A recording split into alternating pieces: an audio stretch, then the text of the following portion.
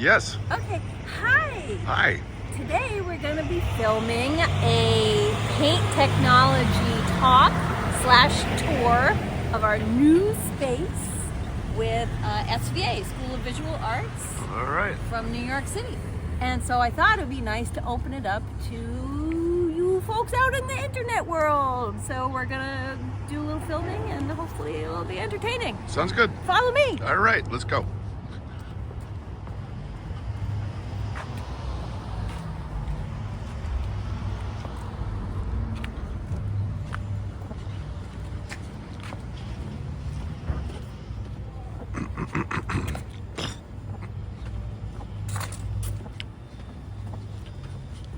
Welcome. Welcome to Gara Paint. Welcome to Gara Paint. All right. Okay, you can stop this part. Okay. Go. Okay. Well, we are very excited. This is our second talk at our new building. Yes. Paint and Pigment. Welcome, guys. We've got Anthony Hawley's class from SVA. Hi, guys. This is a Very brief. BFA painting class. Cool. Masters? Undergrad. Oh, cool, man. Bachelor Awesome. of Fine Arts. Yes. Cool. So yeah, we're gonna start down here and we're gonna work our way up. We've got Jody filming. He's the paint maker, and also my husband. I'm Saren. Yep. And yeah. All right. You can stop that video and we'll go to the next floor. Okay, here we go. All right. A paint component system for artists. We're artist owned and operated. This is our little mezzanine level. We have a couple of pieces of artwork here. As I said, we're artist owned and operated. I'm an artist. This is my painting. Over here is Art Garrett's painting. He was our founder. He started the business in 1986. As you can see, we're both texture lovers. My painting is made with ultralight, which is a material that Art Garrett invented, actually. It's an acrylic with microglass balloons, and because it's so thick and textural and actually feels like frosting, it led me to want to use a pastry bag. So that's a lot of what's happening here. It was piped out with pastry bag. Art, you want me to grab that? Oh, Yeah, the go camera ahead. for a minute. Okay. Art's painting here is all tire rubber. So he was really into being very inventive with materials, and he was the first person to put tire rubber into paint, as far as I know. He also invented this material, ultralight. So let's get up on in close on this. So this stuff is cool because it's very flexible. It looks like very fragile, but it's actually very flexible. The points are a little more delicate, but the rest of it, I've actually dropped these smaller paintings on the floor and they've bounced. Yeah. So it's super durable, super thick, super lightweight, and just cool, fun stuff. It's fun to work with. So that's a lot of what we're about, is making paint fun, making paint fun. Paint making fun. Jody makes the paint. Here you go. You take the camera now. All right. So That's amazing. that's it. Thank you. That said, let's step in here. I'm going to give you a view into the warehouse. Yeah. Go on up to the window. So this is our new location, which is super fun because it's got all these cool amenities like this awesome viewing window. So in there, we're still unpacking really. You can see this is our pigment collection. Here, let me. It's I'll 55,000 pounds of pigment. We moved 55,000 pounds of pigment. Yes. But the thing is, we have a lot of pigment. If you look down to the right, you can see the mills. Those are antique ball mills. Jody, you want to talk about your ball mills? Yeah, they're from 1948 about. Ceramic line mills. They're about 3,000 pounds each. And the only way to really de-agglomerate and grind a pigment properly is to put it through a 60 amp 3-phase process. Takes about a day or two. Yeah. I make all the surfactants are made from what are called amniotic surfactants. I make everything from raw materials. That's the only way to make good color.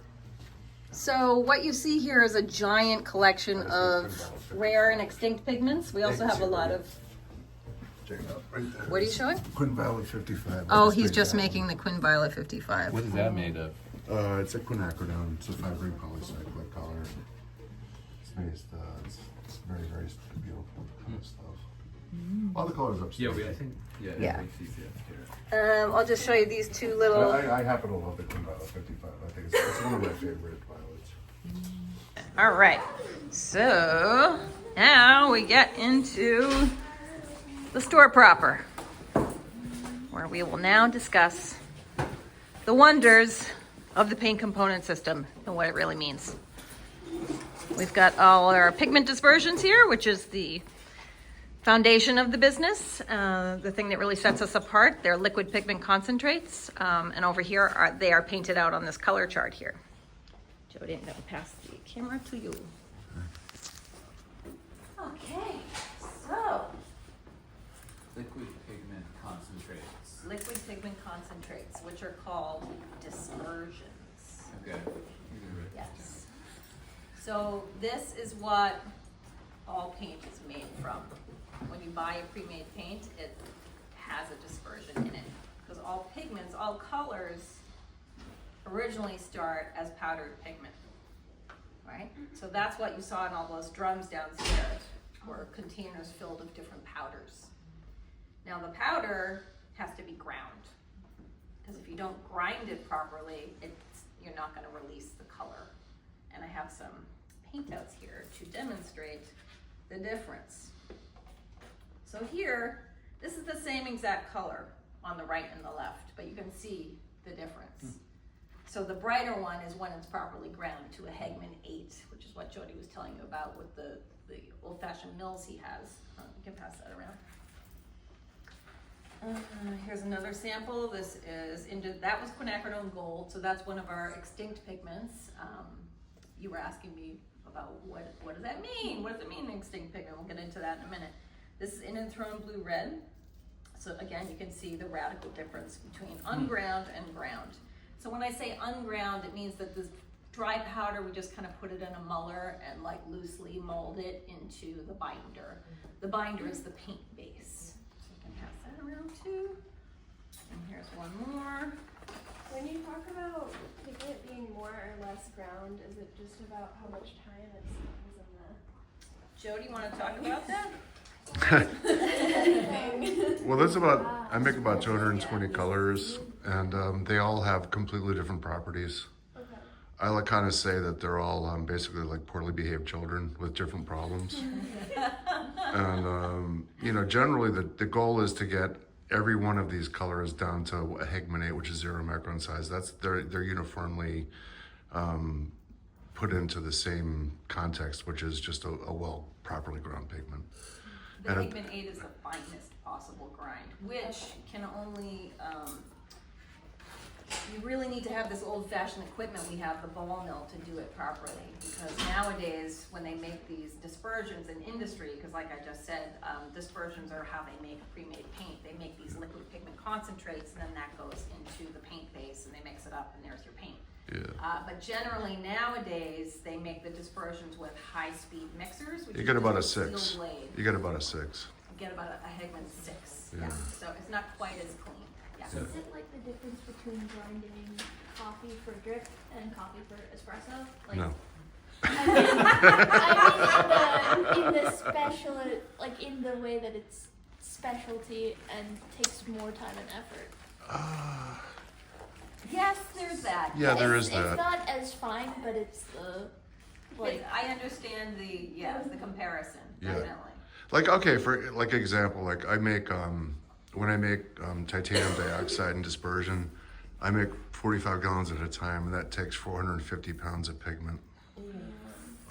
So that's the kind of level of the amount of pigment I kind of use to make everything. But with the organics, they take a lot more time to grind, and there's a little less pigment. But there's they all behave completely differently. So the real goal is to end up with the same quality of each color, which is the 0 micron size. Right.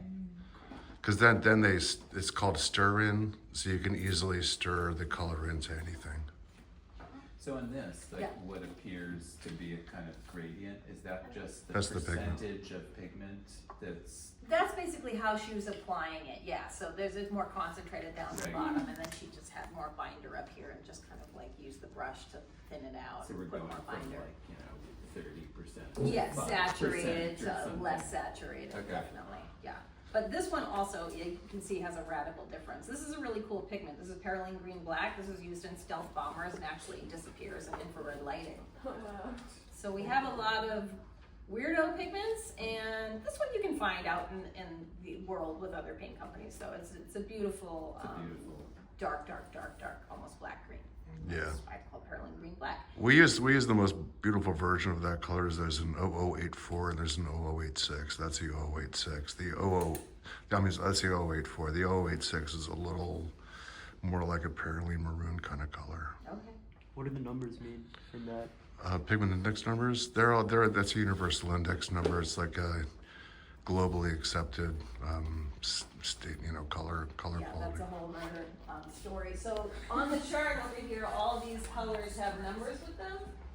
These are universal pigment numbers, and this is how you know that you're getting a single pigment, and that's another thing that we really specialize in are single pigments. So we have the largest selection of single pigments in the world.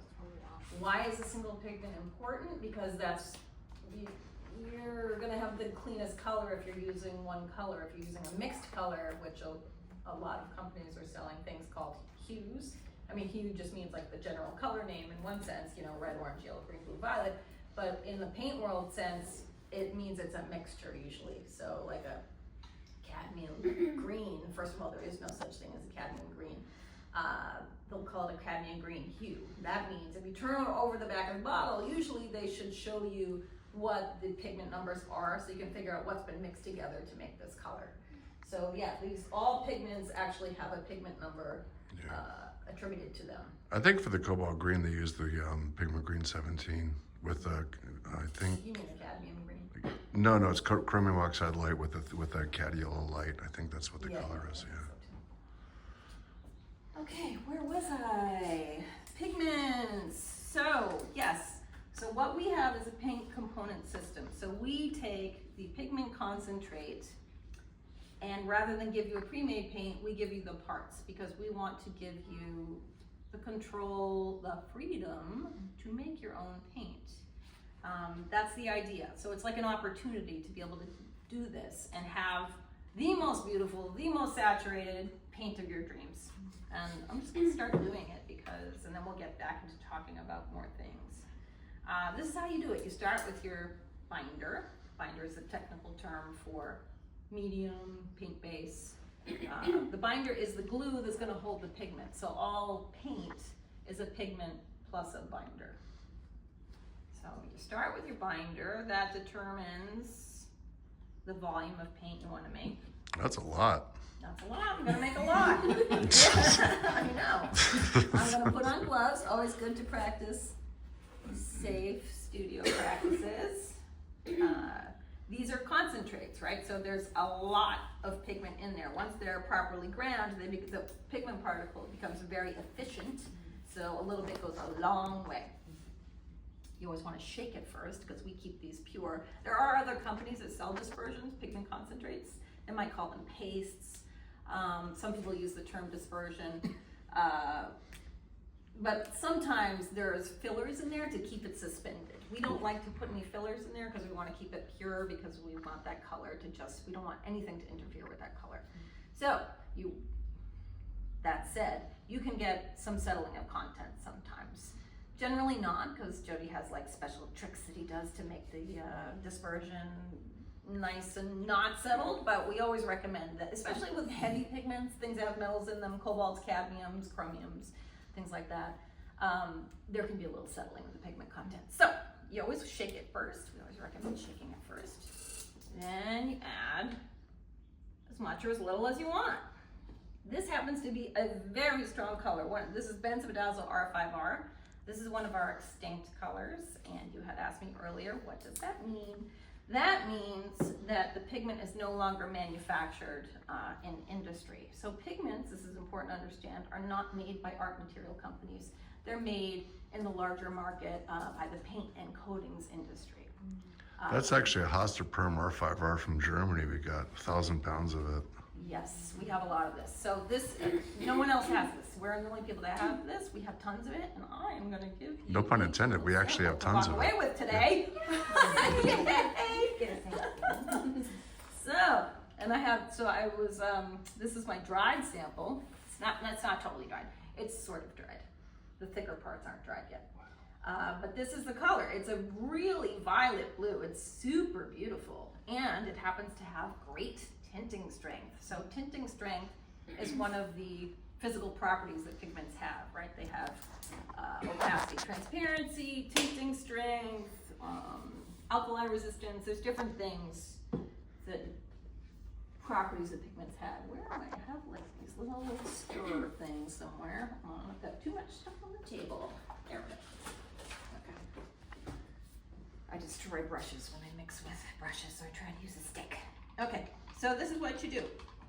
You just add your pigment into your binder and stir it up, and it's super simple, and that's it. It's like baking. It's like baking, it's like cooking, yeah. In fact, funny story, when we first got into the business, so Jody and I became Art Garrett's partners way back now, like 2000. We met with some large paint bros in the industry to learn some things, and Yes, we did. yes, we did. And one of the recommendations Jody got was, Jody, if you want to be, I'm filming, I'm not. okay, sorry. I went to, I have to do all the talking. so I went to French cooking school to become a better paint maker. Yeah, because the guy that we were talking to, from a very important paint company, said to Jody, if you want to be a great paint maker, you have to be a great cook. So then I said to myself, I'm going to send Jody to the French Culinary Institute for a class. And boy, is that the gift that keeps on giving, because she makes all the dinner and it's delicious every time. Yep. And I went to bread school, And then bread school, and then I decided I was gluten free. So and that really made me very angry. all right, so I'm gonna now use my brush. But so you can see this color has like an amazing undertone, a seriously super dark mass tone, and it's super saturated. Because again, I'm controlling the saturation myself. This binder, we use only industrial strength binders. This acrylic 65 is like an all-purpose acrylic. It's super high resin, so it dries to a super high gloss. It's almost like oil, the glossy, and it holds the stroke really well. You can thicken it up, which I'm about to do, because we have all these, as we're a paint component system, we also sell all these ancillary products that can change the viscosity, change the texture, what have you. Okay, let's put this here. Let's see, thickener 2. There's one right here if you're looking for it. Oh, thank you. Okay. So this is called That's a thickener number 1. That's, You yeah, it's add like this rheology is a rheology modifier. You add like 1 to 5%, stir it around real quick, and that's gonna thicken it up. And a little bit more. So again, as you can tell, it's kind of like cooking. Does that work with any acrylic? What's that? Does that work with any acrylic? So it's having a pH reaction with the ammonia in the acrylic, so it depends like how much of that is in, it works with our acrylics, but it may not work with a different company's acrylic. But in that case, if it doesn't, we sell another, it has to be like a pH of like 8.5 or above. If it's not that, it's not going to work so well. sell another If you additive. get test strips, you can check. We sell another additive called ammonia substitute that can change the pH. So if I add a little bit of that, I can.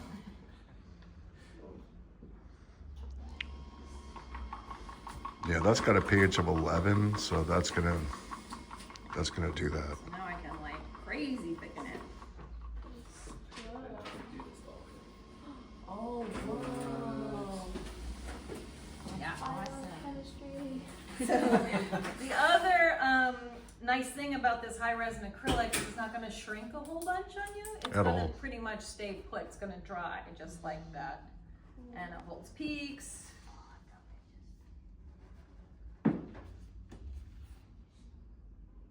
So through that. It's all just gonna stay put. Run your stick right through that. Run my stick right through that. So how long would something like that take? Was that when you were talking about those orange peaks right there? That Yeah. would take like a week to dry? Yeah. This, Maybe. again, it depends on how thick it is, right? Yeah. Because all that water has to evaporate It's pretty out. thick, right? So, but Pretty the thick, thinner yeah. parts dry super quick because it's so high in resin and not so high in water. So these parts that I laid down already are basically dry to the touch. Now we do have another additive if you want to slow the drying time called propylene glycol, which is a general drying time retarder. Anytime you buy a retarder, it's propylene glycol. So we just call it what it is. And that's something that's in most products that you buy, anything packaged, deodorant, all that stuff. It keeps things moist. It's a humectant. It's a humectant. Okay, now That's I what have it a is. second thickener called thickener number 1. So we can add that, and that's gonna change. Wait, that's different from the other thickener? Yes, we have thickener 1 and we have thickener 2. Okay. This one is going to make it kind of stretchy, like a tar gel, give it more drag so it feels a little more like oil paint. See that? Oh, man. And then if I wanted to make it really stringy, see, so like I can like pull it around like taffy. That's kind of cool. Yeah. Gives it like more of a honey-like texture.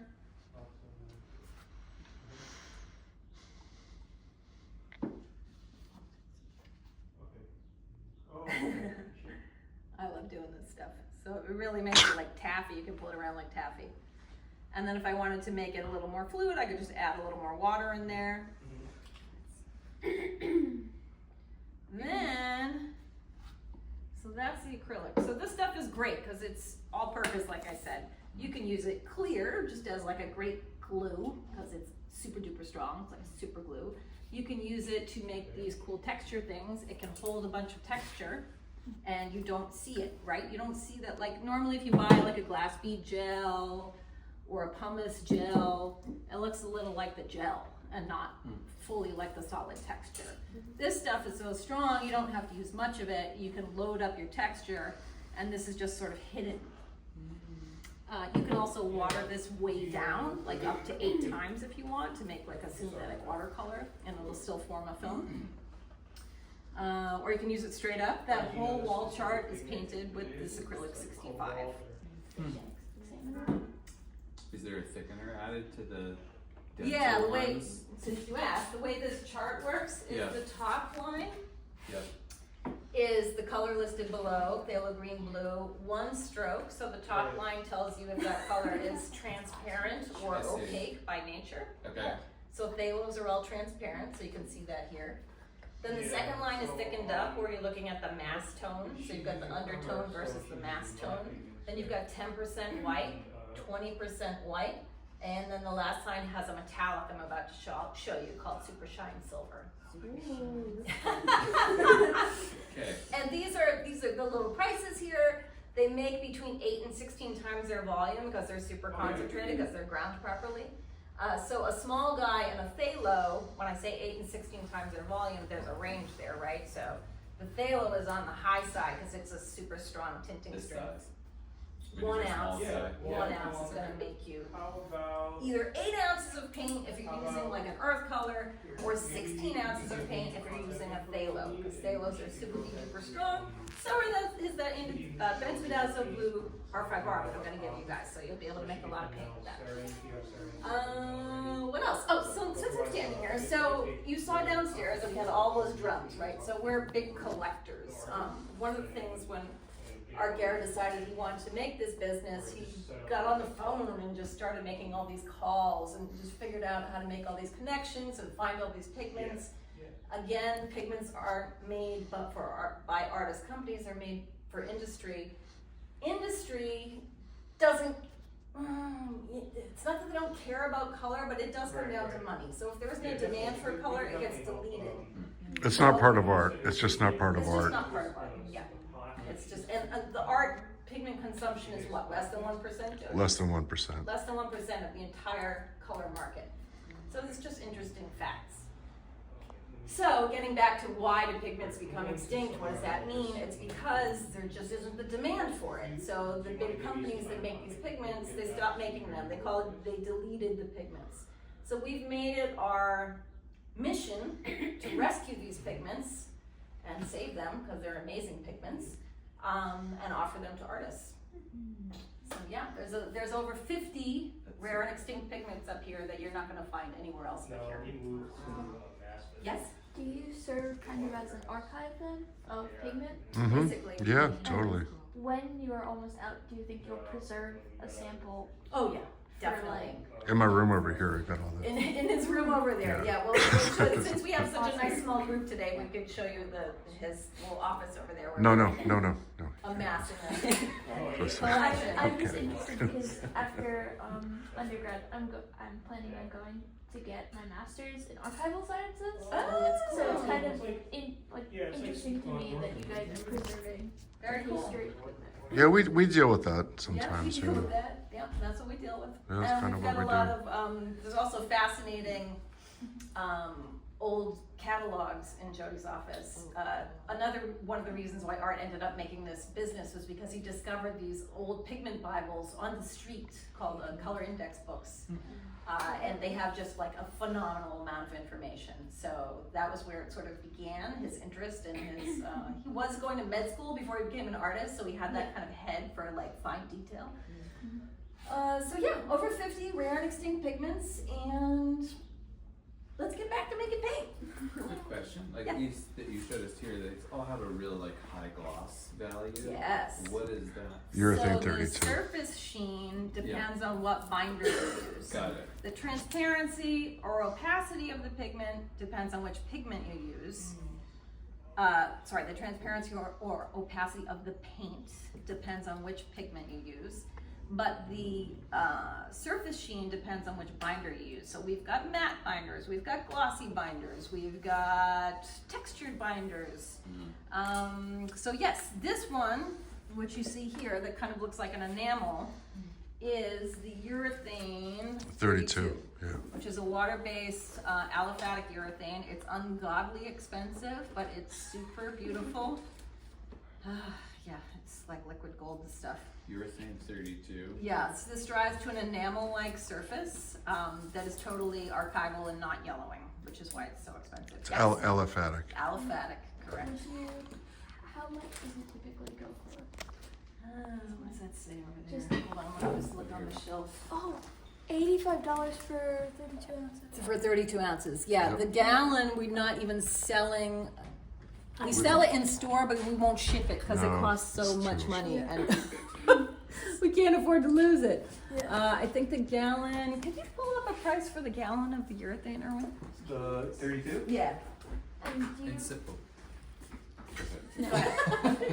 and do you buy that in bulk, I'm guessing? Oh yeah, we. 55 so you gallon might have drums, seen yeah. when you were looking Gallon's through. 272. The gallon is $2.72. It's insane. Yeah, that makes sense. I've been doing this business so long. We got involved in 2000. I think I already said. It used to be $60 a gallon. 65. It was 65 a gallon. Yeah. And just, raw material crisis, all years passed. And then they blew everything up, so the urethanes are completely, it's a new chemistry.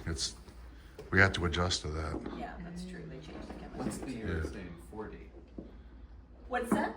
Is it urethane 40? Yeah, so the 32, It's a the polycarbonate 40 urethane. is much more flexible, and we recommend that one for canvas. It's super flexible. You can bend it, you can roll it. It's actually designed for leather car seats. Automotive interiors. This one Archival. is not flexible, but it gives you The enamel. just crystal clear clarity and super duper high gloss. The 40 is also pretty much there too. It's pretty so it amazing. just depends if you, what's that? It's pretty amazing It's looking. pretty amazing, yeah. It's pretty amazing. Okay, so let me show you that. I'll paint that one out. Get this up here. My papers. Okay. Another paper. And another cup. And some urethane.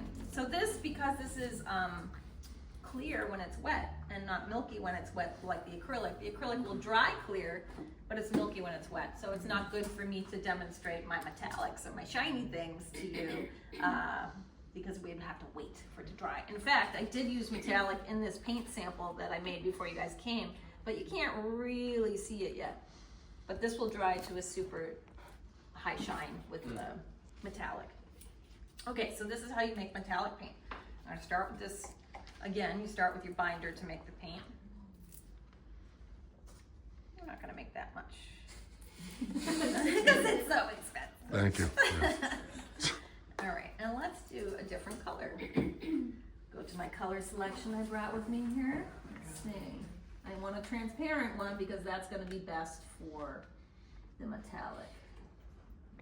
Ooh, transparent Maspeth. What about that one that do you have that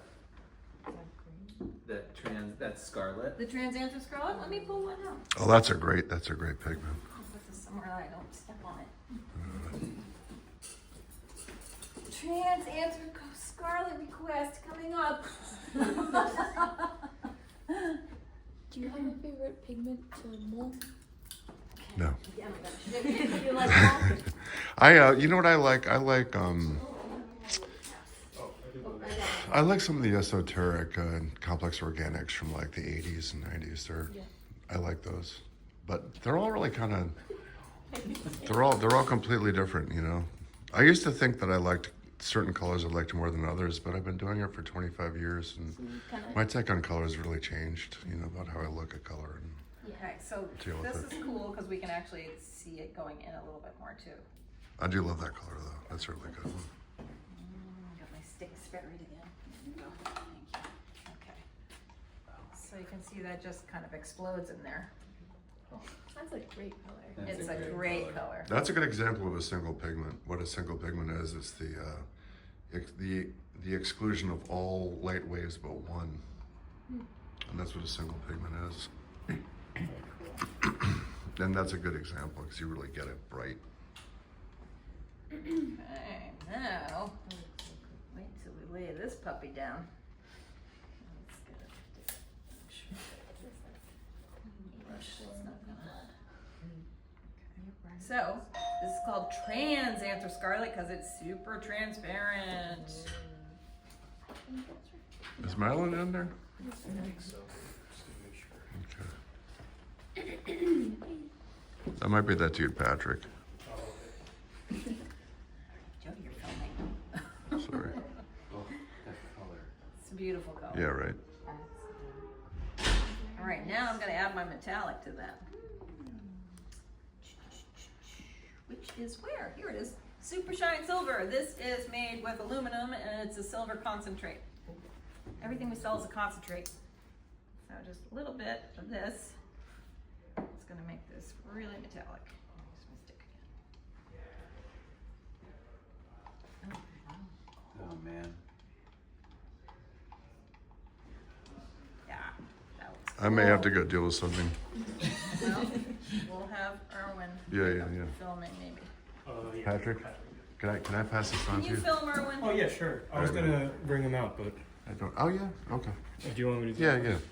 Hey man. All right, so can you see the metallic in there?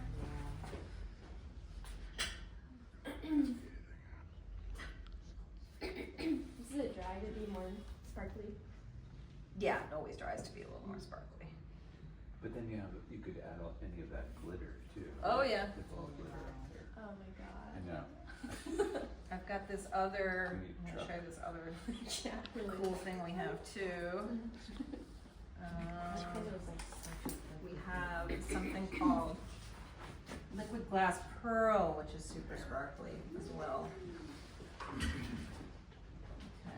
Okay, find another color. Phthalo Epsilon, this one's really nice. This is a very red shade phthalo. That's a It's beautiful super one. strong, so That is I really beautiful. don't need to use much of that at all. In fact, that was a little overboard. I need a little more binder, I think. What binder is this? This is the urethane 32 again.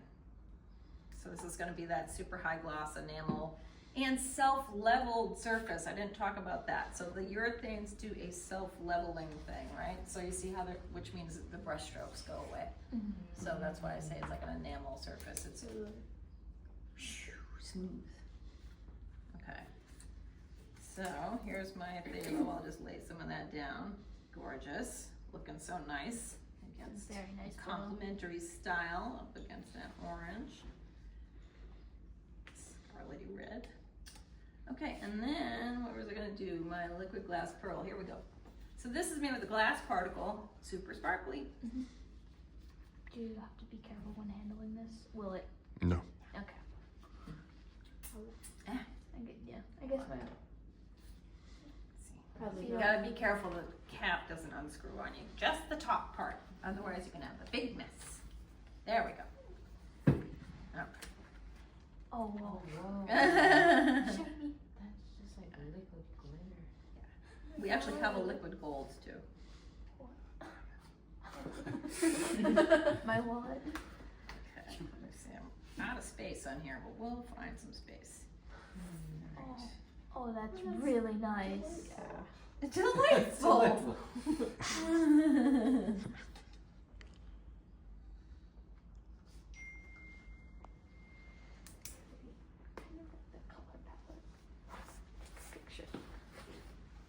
So can you see that sparkle in there?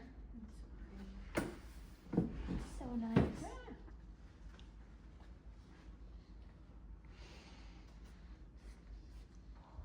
Cool. Oh, that's So that's Yeah. with the urethane. That's what the urethane. And But so you any would of the still. brushes, the stroke will be gone? It or will typically like kind of level out. It does depend on your how much you're pressing down. Like you have to leave a little bit of paint there to Hey, have I'm gonna the take the- ability I'm gonna get to the, self-level. So okay. the slightly thicker areas have more of an ability to self-level. And if you wanted to retain. Oh yeah. Oh yeah. Oh, he did it. He did it. You Yeah, he did it. 65. If you wanted to not have it self-level, yeah, you would just use the acrylic 65, which would still be super sparkly and gorgeous and all that. So that's that. I should start putting my brushes in water. Silica flat. Silica urethane flat, flat. yep, let's talk about that, and I have some other paint samples to show you too. Here. Okay. How much? Silica flat is what this chart is painted with. Where'd the blue page go? I like to show you the blue page. But you can. Here it is, okay. How many pounds of So- pigment was it down there? This binder is silica flat. This is like an 55,000. acrylic A little more. wash. Actually, more. So, I don't know. I got a bunch of dry Like pigments. half It's not that part of it. Acrylic wash is my nightmare. Your nightmare? One of my teachers made us paint with it, but only using it like an acrylic and not any of the gouache part. Uh-huh. So, which is I think a horrible way to use an acrylic wash. So we couldn't water it down. We had to apply it like acrylic, which doesn't Okay. really work for an acrylic wash. Okay. It's just so bad. This That's the you can silica. water down quite a bit because it's Yeah. got this high resin binder as its base. Yeah, The silica flat. That's the silica flat, super matte. The problem wasn't the paint; it was that my teacher wasn't letting me use it in a way that you're supposed to use. Okay. Like a gouache.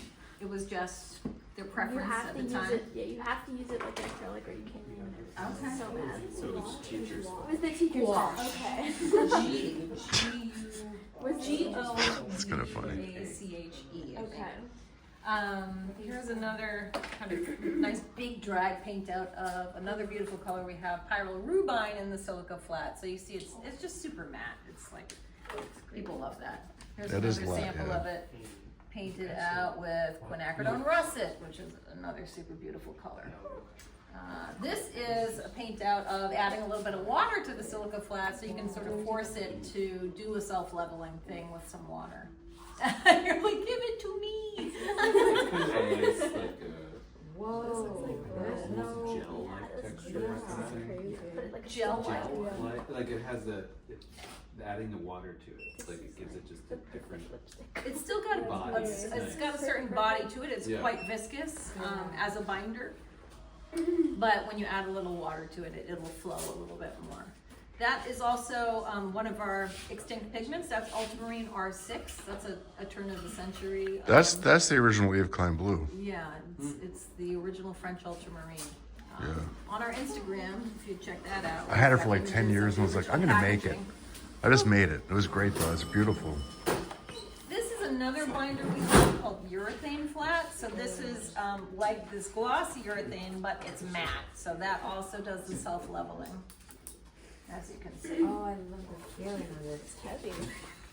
Here's another, here's other samples of urethane flat, which is self-leveling, super matte. This is a sample of putting the sparkly stuff, the liquid glass pearl, into the flat, so it gives you a much more subtle. You are so happy. Pink's my favorite color, so I'm loving this. Here's That a is also binder nice that we material. have called Beautiful. ultralight. So this is what I made my painting with that you saw in the mezzanine there.